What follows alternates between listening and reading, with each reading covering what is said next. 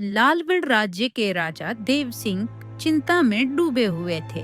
राजा को इतनी भरी चिंता में देख मंत्री उनसे पूछते हैं, क्या हुआ महाराज, आप इतनी चिंता में क्यों हैं? मंत्री जी, हम बहुत परेशान हैं। हमारी बड़ी बेटी शालिनी के लिए कोई अच्छा लड़का नहीं मिल रहा। जहाँ भी रिश्ता भेजता हूँ, लड़के उसे देखकर मना कर देते हैं और मेरी छोटी बेटी लता को पसंद कर लेते हैं। महाराज, आप चिंता मत कीजिए, मेरी नजर में एक रिश्ता है। सूरजपुर के राजा का बेटा राजकुमार राघव समझदार भी है, बहादुर भी, और आपकी बेटी के लिए योग्य भी रहेगा। ठीक है मंत्री जी, आप तुरंत ही हमारा संदेश लेकर सूरजपुर राज्य निकल जाओ। राजा देव सिंह की 2 पुत्री थी। बड़ी पुत्री का नाम शालिनी था और छोटी पुत्री का नाम लता। शालिनी के चेहरे पर एक जले हुए का निशान था जो बचपन में आया था। वहीं लता बहुत ही खूबसूरत लगती थी, जिस कारण लता को सब पसंद करते थे और शालिनी के रिश्ते को मना कर दिया जाता था। मंत्री तुरंत ही सूरजपुर राज्य राजा का संदेश लेकर निकल पड़ते हैं।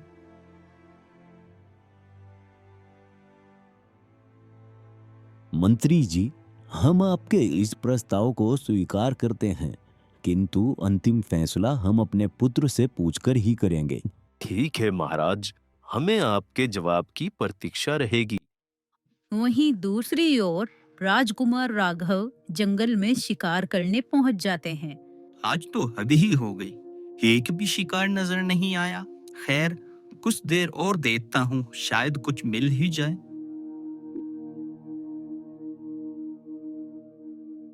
थोड़ा आगे चलने पर राजकुमार को एक छोटा सा हिरन का बच्चा नजर आता है।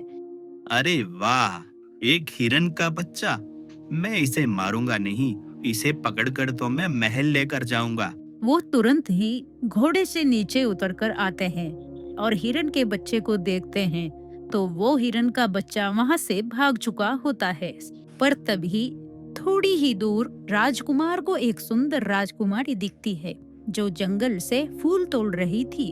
उन दोनों की नजरें आपस में मिल जाती हैं और वो दोनों एक दूसरे को देखते ही रह जाते हैं। इससे पहले कि राजकुमार कुछ कह पाते, राजकुमारी को उसकी बड़ी बहन आवाज लगाती है, अरे लता, चलो महल वापस में ही लौटना क्या?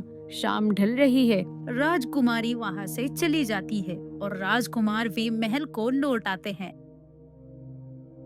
राजकुमार के महल लौटते ही राजा उनके कक्ष में आते हैं और उनसे कहते हैं, राजकुमार, पड़ोसी राज्य के राजा देव सिंह की पुत्री का रिश्ता आया है तुम्हारे लिए।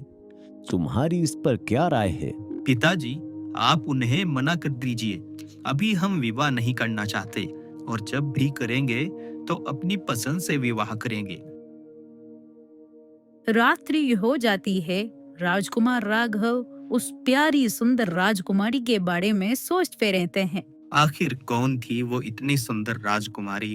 पता नहीं कल वो आएगी या नहीं जंगल में।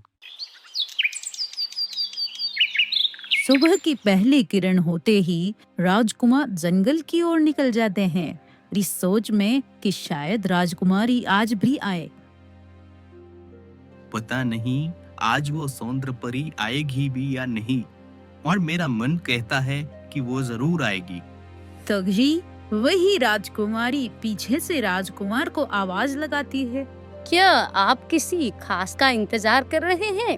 अरे मैं आपका ही इंतजार कर रहा था राजकुमारी। मुझे आप बहुत पसंद है और मैं आपसे विवाह करना चाहता हूँ। मैं सूरजपुर राज्य का राजकुमार राघव हूँ। और आप कौन हो? मैं लालगढ़ राज्य की राजकुमारी लता हूँ। अच्छा, तो क्या आपके विवाह का प्रस्ताव मेरे लिए महल में आया था? राजकुमारी लता झूठ बोल देती है। हाँ हाँ राजकुमार, आपने बिल्कुल ठीक समझा। मेरे ही विवाह का प्रस्ताव आया था आपके लिए। वो दोनों ऐसे ही रोज मिलने लगते हैं और दोनों में प्रेम हो जाता है। एक दिन राजकुमारी लता फिर से जंगल की ओर जाने लगती है कि तभी उसे उसकी बड़ी बहन राजकुमारी शालिनी देख लेती है। ये लता आखिर रोज रोज जंगल में करने क्या जाती है? आजकल इसका स्वभाव भी बदला बदला नजर आ रहा है। इसका पीछा करती हूँ। राजकुमारी शालिनी भी दबे पांव लता का पीछा करने लगती है।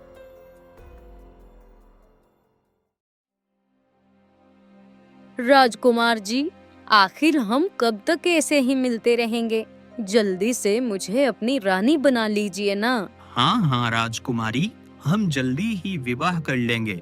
आप बस थोड़ी प्रतीक्षा कीजिए। बस कभी मेरा साथ मत छोड़ना राजकुमारी। आप ये कैसी बात कर रहे हैं राजकुमार? मैं आपको कैसे छोड़ सकती हूँ? आपके लिए तो मैं अपने प्राण तक त्याग सकती हूँ। उन दोनों की ये प्यार भरी बातें राजकुमारी शालिनी छुपकर सुन रही थी कि तभी जंगल में से एक शेर के दहाड़ने की आवाज गूंजती है। राजकुमारी उठिए, यहाँ खतरा है। शेर के दहाड़ने की आवाज आई है। वो दोनों जंगल से बाहर भागने लगते हैं, पर तभी राजकुमार का पैर एक पत्थर से टकरा जाता है और वो नीचे गिर जाते हैं और उनकी तलवार भी उनके पास नहीं थी। शेर उनकी तरफ बढ़ने लगता है। राजकुमार राजकुमारी लता को आवाज लगाते हैं, मुझे मेरी तलवार लाकर दो राजकुमारी। किंतु राजकुमारी तो डरकर वहाँ से भाग गई थी। तभी राजकुमारी शालिनी पीछे से आकर शेर पर तलवार से एक जोरदार हमला करती है, जिससे शेर घायल हो जाता है और वहाँ से भाग जाता है। आपका बहुत धन्यवाद। आपने मेरी जान बचाई। कौन है आप? मैं लालगढ़ राज्य की राजकुमारी शालिनी हूँ। जो तुम्हें अकेला छोड़कर भाग गई, वो मेरी छोटी बहन लता है। तो क्या आपके विवाह का प्रस्ताव आया था महल में? हाँ राजकुमार, वो प्रस्ताव मेरे और आपके विवाह का ही था। किंतु राजकुमारी, आपकी बहन ने तो मुझसे ये बोला कि उसके विवाह का प्रस्ताव आया था। उसने मुझसे झूठ बोला और तो और मुझे इस संकट की घड़ी में अकेला छोड़कर भाग गई। मैं ऐसी कुटिल और डरपोक लड़की से कभी विवाह नहीं करूंगा। राजकुमारी शालिनी, क्या आप हमसे विवाह करेंगी? शालिनी ने मुस्कुराकर हाँ में जवाब दिया। जी राजकुमार, मैं आपसे अवश्य ही विवाह करूंगी। अगले ही दिन राजकुमार राघव राजा देव सिंह के महल पहुंच गए। हम आपकी बड़ी पुत्री राजकुमारी शालिनी से विवाह करना चाहते हैं। राजकुमार, इससे ज्यादा खुशी की बात मेरे लिए और क्या ही हो सकती है। हमें ये प्रस्ताव मंजूर है। राजा देव सिंह ये खुशी की बात अपनी दोनों पुत्रियों को बताते हैं, जिसे सुनकर राजकुमारी लता गुस्से में आ जाती है। इसने तो मेरा प्रेम ही मुझसे छीन लिया। मैं इस शालिनी को जिंदा नहीं छोड़ूंगी। रात के घने अंधेरे में राजकुमारी लता दबे पांव एक पोटली बांधकर जंगल की ओर जाने लगती है और जंगल के बीच में एक गुफा में पहुंच जाती है। उस गुफा के भीतर दो डाकू बैठे होते हैं। लता उनसे कहती है, तुम्हें मेरा एक काम करना है, जिसके लिए मैं तुम्हें एक अच्छी कीमत दूंगी। अच्छा, क्या काम है? पहले काम बताओ। तुम्हें मेरी बड़ी बहन शालिनी को जान से मारना है, बिना किसी को कुछ भी पता चले। काम तो हो जाएगा राजकुमारी, पर इसमें बहुत ज्यादा खतरा है, इसलिए ज्यादा मोहरें लगेंगी। तुम धन की चिंता मत करो। काम खत्म होने के बाद जितना चाहे उतना धन ले लेना। तो ठीक है राजकुमारी जी, जल्दी ही आपका काम हो जाएगा। अगले दिन वो डाकुओं का सरदार अपने दो आदमियों से कहता है, अरे सुनो गधो, आज रात एक बड़ा काम है, जिसका इनाम भी बड़ा होगा। काम क्या है सरदार? रात होते ही राजा देव सिंह के महल में जाना है और उसकी बड़ी पुत्री राजकुमारी शालिनी का काम तमाम करना है। ठीक है? ठीक है सरदार, आज रात में ही राजकुमारी का काम तमाम हो जाएगा। ये पोटली तो बस एक नमूना है। काम हो जाने के बाद हमें मुंह मांगी कीमत मिलेगी।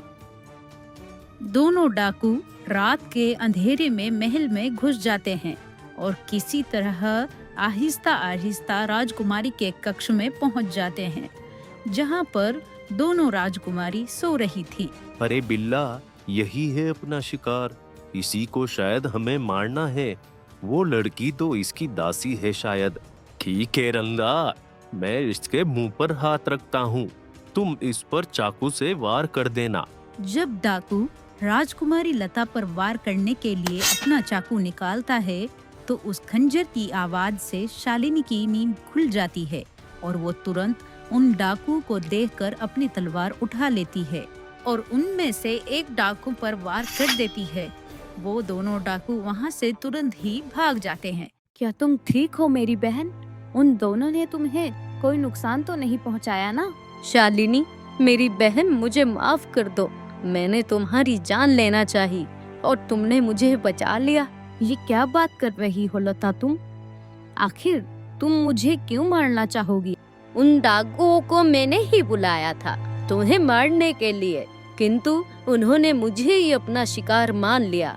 कृपया मेरी इस गलती को माफ कर दो मेरी बहन। कोई बात नहीं मेरी बहन, मैंने तुम्हें माफ किया। आखिर तुम मेरी बहन हो और ईश्वर जो कुछ भी करता है अच्छे के लिए ही करता है। राजकुमारी लता को अपनी गलती का एहसास होता है